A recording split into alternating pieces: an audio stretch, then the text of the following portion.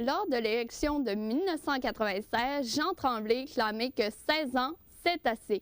Eh bien, 16 ans plus tard, c'est encore vrai.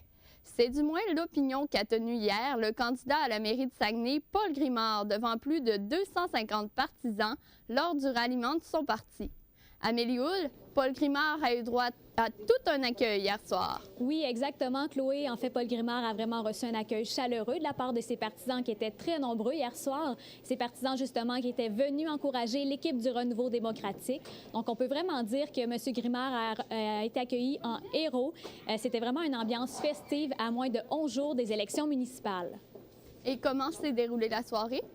Le chef de l'ARD, en fait, en a profité pour encourager ses troupes pour la fin de la campagne électorale. Il a d'ailleurs présenté son équipe composée de 18 candidats. Puis il y a aussi plusieurs partisans de l'équipe qui ont fait l'éloge de l'ARD au cours de la soirée.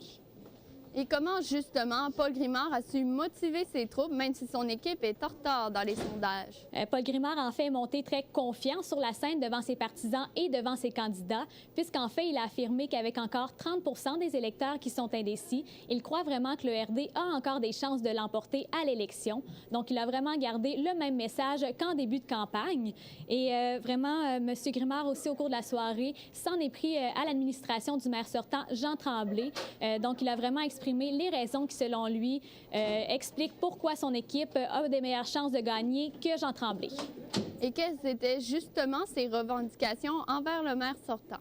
Paul Grimard vraiment a dénoncé en fait les nombreux projets coûteux qui, selon lui, endettent la ville, mais il a aussi critiqué la manière de gérer la ville et le conseil par le maire Jean Tremblay, puisqu'en fait, il considère que depuis 16 ans, les citoyens sont privés de leur droit de parole, et donc c'est pour cette raison-là qu'il souhaite redonner la parole aux citoyens.